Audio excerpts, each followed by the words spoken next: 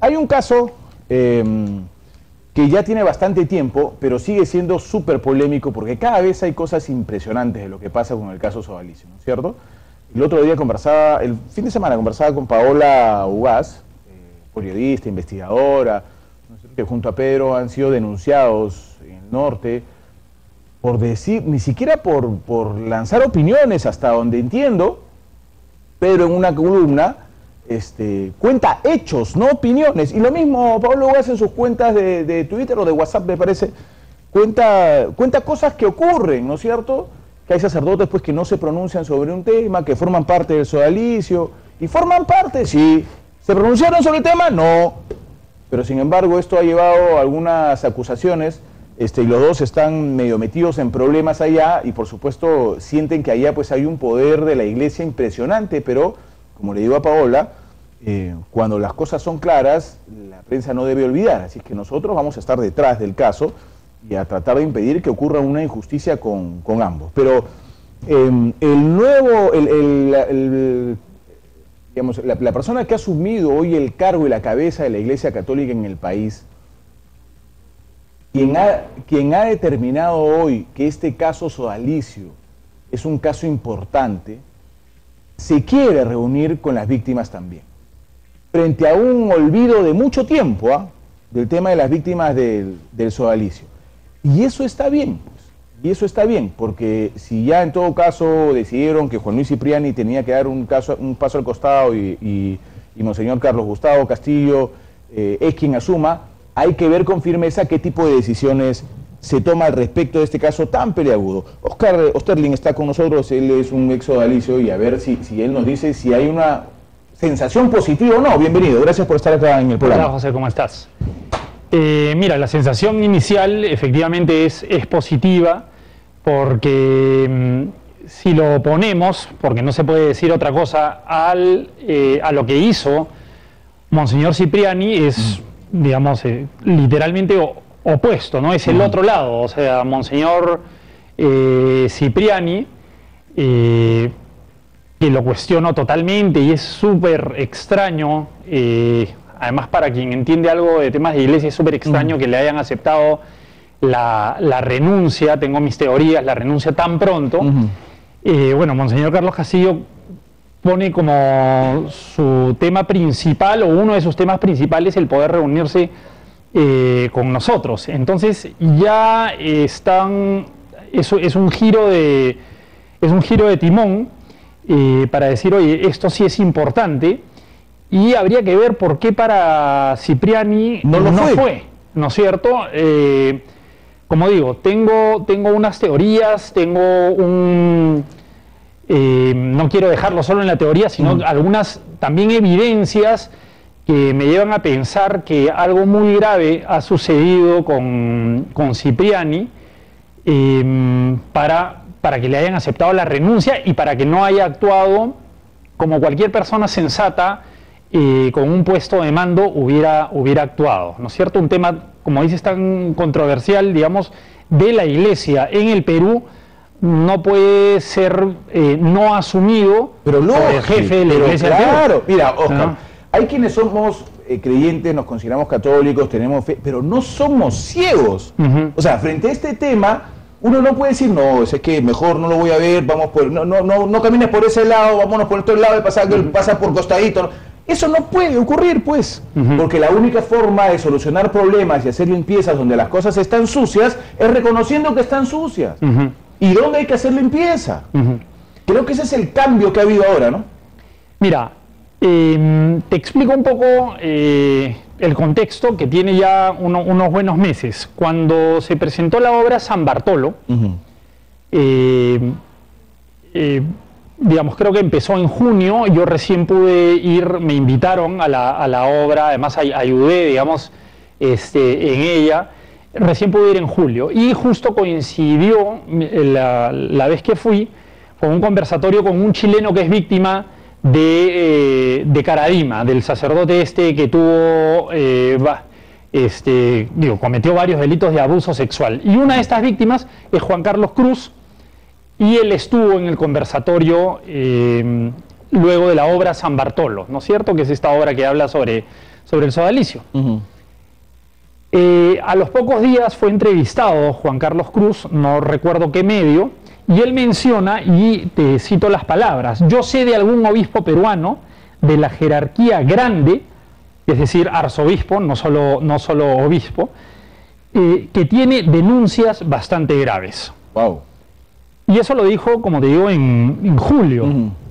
Quien recoge, digamos, esto que dice Juan Carlos Cruz, lo recoge tanto Pedro Salinas y lo recoge Augusto Álvarez Rodríguez. Y lo ponen en un artículo. Entonces, bueno, nadie quiso jalar, digamos, lo que estaba ahí, pero ya estamos hablando, repito las palabras de Juan Carlos Cruz, un obispo peruano de la jerarquía grande, ¿ok? Que tiene denuncias bastante graves. Juan Carlos Cruz tiene, por todo lo que ha hecho en Chile, tiene línea directa con el Papa.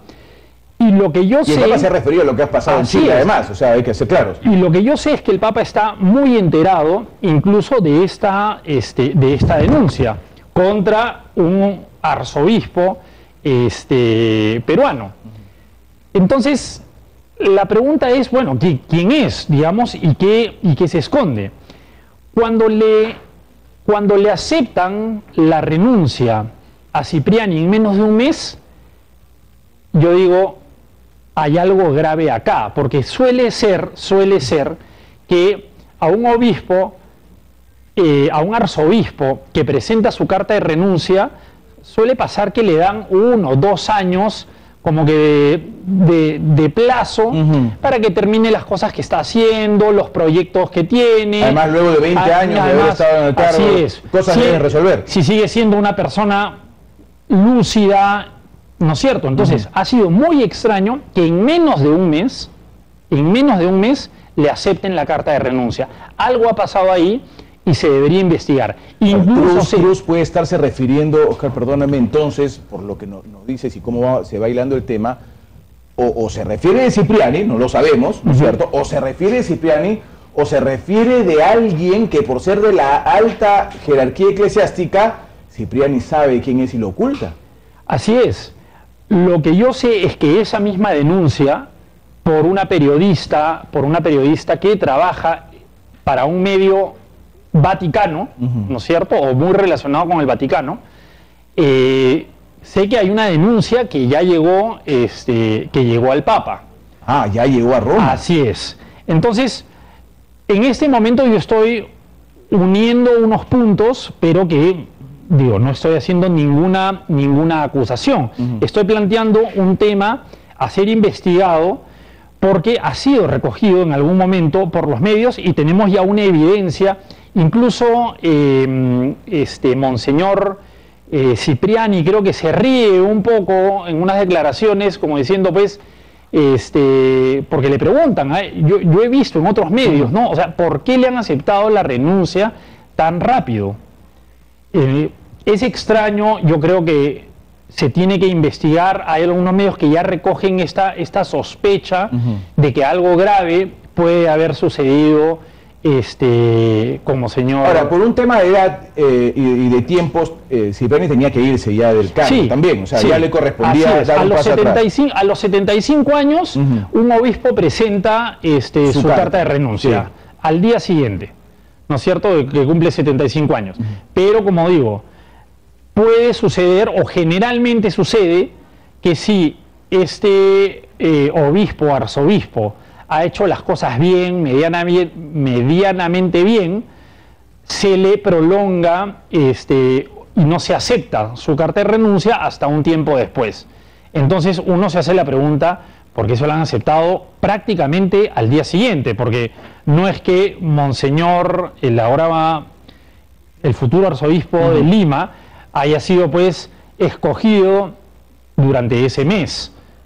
No, ya se tenía, eso se tiene planeado, ¿no? O sea, ya se tiene claro cuáles son las posibilidades y demás. Totalmente. Entonces, no se puede ni siquiera llegar a pensar que en este lapso que ha pasado de tiempo, estos 20 y tantos días, ¿no es cierto?, recién se han puesto a escoger a un al nuevo arzobispo. Ahora, pregunto, Oscar, por la actitud ahora de la Iglesia frente a este tema tan complicado y frente a varios temas en realidad, porque si uno escucha al Papa Francisco, que además ha sido denominado el Papa Humilde, y muchos dicen el Papa Humilde ha escogido a un sacerdote humilde en el caso del Perú, ¿no es cierto?, para llevar a la cabeza de la Iglesia, él no se tapa los ojos, que es lo que decimos todos. O sea, está bien que tú quieras proteger tu iglesia, es tu institución, ¿no es cierto?, pero no puedes protegerla cerrando los ojos a una realidad. Tienes que salir al frente y decir, sí, esto está pasando y hay que tomar actitudes frente a lo que está pasando. Y creo que ese es el punto que ha asumido el nuevo cardenal, ¿no es cierto? Está diciendo, bueno, esto ha pasado y vamos a tratar de corregirlo. Por eso yo te preguntaba, ¿qué te parece la actitud y cómo la asumen ustedes, dispuestos a reunirse, a decirles, oye, sí, pues, monseñor, esto pasó, miren ustedes, aquí están las pruebas? Mira, nosotros ya nos reunimos incluso con el nuevo cardenal también, que es Monseñor Barreto, ¿no es cierto? Y él está muy enterado, tuvimos una buena reunión, un número bueno de víctimas del sodalicio, y si hay si hay un propósito, digamos, de reunirse y de conversar esos temas y de buscarle alguna solución. Entonces, el hecho de que en sus primeras declaraciones, Monseñor, ahora Carlos Castillo, ¿no es cierto?, que el nuevo arzobispo de Lima, haya dicho eso, efectivamente para nosotros es un signo tremendamente bueno, porque por lo menos vamos a poder visibilizar algo que el sodalicio, ¿ok?, ha buscado tapar. El sodalicio, acaban de tener su asamblea general en Brasil, el sodalicio cierra etapas, la cierra de su lado, ¿no es cierto?, cuando la llave de esa puerta no es del sodalicio, la llave de esa puerta la tienen las víctimas. Exacto. ¿No es cierto? Quien tiene que cerrar etapas ahí son las víctimas, no el sodalicio. Y las víctimas no han cerrado nada. Pero el sodalicio se preocupa en declarar y en mandar comunicados, etcétera, como diciendo, nosotros ahora vamos a mirar hacia adelante, bueno, es lo más fácil, empezando. Es lo más fácil, ¿no es cierto? Entonces, esto, de alguna manera, las declaraciones de Monseñor Carlos Castillo les dicen un ratito, ¿ok? Preguntémosle a las víctimas a ver si quieren cerrar o por qué no están cerrando esta etapa que ustedes quieren cerrar con tanto apuro. Me sorprende también, no sé cómo tú tomas la actitud frente a este tema de Monseñor, de decir, oye, vamos a ver esto, vamos a ver un nuevo comportamiento de la Iglesia, vamos a ver qué está pasando con el tema, las denuncias que hay contra Pedro Salinas y Paola Ugás, ¿no? Bueno, son de verdad impresionantes por lo absurdo.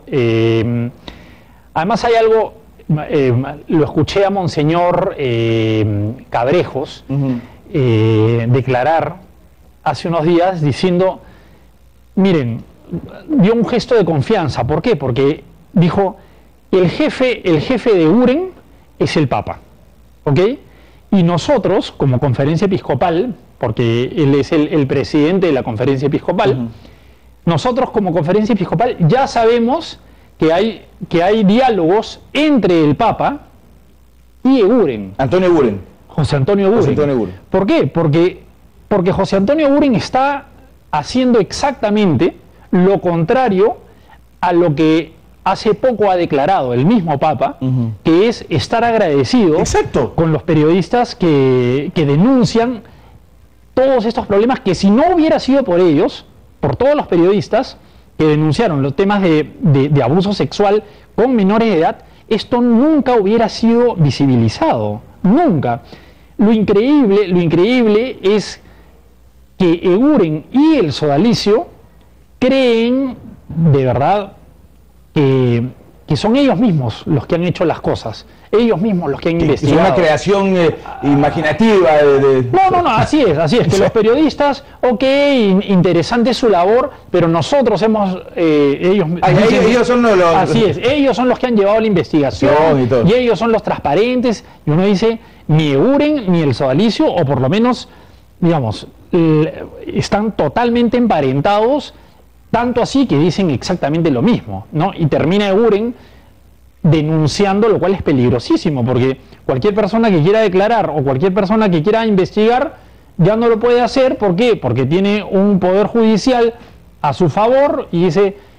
O sea, lo peligroso de este asunto es, imaginemos que este tema que Pedro Salinas sale perdiendo este juicio. Pedro Salinas desde ese momento, va a estar cuestionado en todo lo que ha hecho, en su libro, en los testimonios que recogió, en los artículos que escribió, en las declaraciones que dio. ¿Por qué? Porque Monseñor Eguren va a decir, ya ven, Pedro Salinas mintió, porque de eso se le acusa. Difamación. Entonces, difamación. Entonces, todo lo que ha hecho Pedro Salinas termina siendo cuestionado por un arrebato de un obispo que digo, o sea, está desobedeciendo literalmente al Papa. Sí, no, y además, Óscar, aquí hay algo clarísimo, ¿cierto? Yo no sé qué vaya a pasar en el tema de Pedro Salinas, la verdad es que no lo vamos a, por lo menos desde esta tribuna, los medios no lo vamos a dejar solo porque nos parece totalmente injusto lo que está pasando con él y con Paola.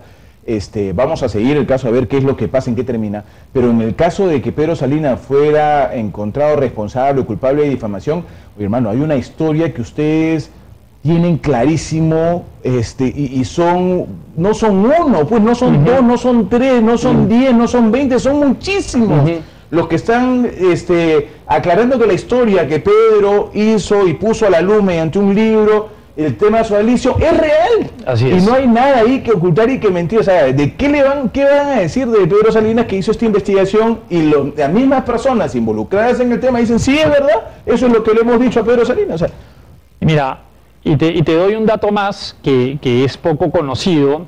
Yo tengo acceso pues, a ese tipo de datos por estar en constante diálogo, ¿no? con muchas víctimas y con Pedro y Paola también. A Monseñor Eguren, hay dos víctimas, porque a Monseñor Eguren una de las cosas que dice Pedro Salinas es, oye, necesariamente tú has caído en encubrimiento.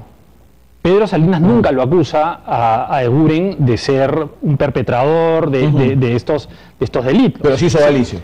Sí, no, pero le dice, tú como fundador o como parte de la generación fundacional del sodalicio, tienes que haber sabido. Y no solo eso, sino que hay dos testimonios que le escriben directamente a Monseñor Eguren y le dicen, oye, yo te conté mi caso, tú sabías de mi caso al haber sido abusados por Figari y por otras personas. Y Eguren dice, no, yo nunca me enteré, ¿no? Entonces, uno dice, oye, o sea, ¿de qué estamos hablando? Claro. ¿De qué estamos hablando? De un obispo que supuestamente está, no sé, o sea, no sé, es un defensor de la verdad. Exacto. ¿No es Se cierto? supone que son sus principios, ¿no? Así es un defensor de las personas. Y Eguren, ¿no es cierto?, en lugar de decir, ok, como dice, nadie me ha acusado, nadie está acusando a Eguren de formar parte de los que abusaron, digamos. De los que abusaron, nadie. En todo caso, pueden estar acusando de hacerse de la vista gorda. Así es, de encubrimiento, ¿no es cierto? De no haber dicho nada cuando se enteró, efectivamente, que en su momento hubo abusadores dentro del sodalicio, incluyendo Figari. Nunca dijo nada. Eso es lo único que se está diciendo de Eguren. Pero Eguren dice no. ¿Por qué? Porque se siente manchado. Eguren, evidentemente, y para quienes lo conocemos, y acá los que están viendo y han sido sodalites dirán efectivamente, Eguren quería ser arzobispo de Lima con todo su deseo. Pero esto evidentemente significa una barrera. Pues. Sabemos incluso que Eguren se fue pues a codear un poco con el Papa y a tomarse unas cuantas fotos para, digamos, defenderse supuestamente de lo que se estaba diciendo de él en Lima. Y sabemos también que las cartas de estas víctimas ya le llegaron al Papa también. Entonces, ahí nos sentíamos bastante tranquilos de saber que por lo menos por ese lado, no iba a pasar nada, ¿no es cierto? O sea, Eguren, imagínate el tema de Eguren como arzobispo de Lima, repito, quienes lo conocemos, sabíamos perfectamente que era su mayor deseo. Era su meta. Así es, era su meta. Él cree eso de sí mismo, probablemente debe estar creyendo que Monseñor Carlos Castillo no es digno, pero él sí. Entonces, sí, porque lo suyo es el figuretismo, si no, digamos, ¿quién le lanza? ¿Por qué un arzobispo de Piura en Trujillo se manda al discurso papal? No sé si se acuerdan cuando vino el Papa. Cuando vino el Papa, sí, el Papa Francisco. que tenía que hacer Eguren, dando el discurso en Trujillo, en el seminario de Trujillo, ¿no es cierto? Y él siendo de Piura Tumbes, sí, ¿no? Entonces, felizmente las víctimas no se han quedado calladas. Hubo la oportunidad incluso de acceder, digamos, directamente al Papa y a las personas que lo están ayudando para plantear y decir, oye, por si acaso Eguren sí sabía de los temas de Figari. Así es. Sí, pero esto, Pedro Salinas escribe una columna y le ha costado una denuncia por difamación que esperemos no proceda, no progrese, ¿no? La verdad. Oscar, muchas gracias. A ti. Y seguiremos al tanto, ¿ah? Y seguiremos al tanto. Con mucho gusto. Cómo vaya desarrollándose este tema. Creo que es una actitud nueva la de la Iglesia ahora y eso está muy bien, pues, porque yo repito, lo peor que se puede hacer es hacer la del avestruz, ¿no es cierto? Entierro la cabeza y me olvido de lo que está pasando ahí y eso no es justicia para nadie. Gracias, gracias, Oscar. Muy amable. Gracias por haber estado con nosotros.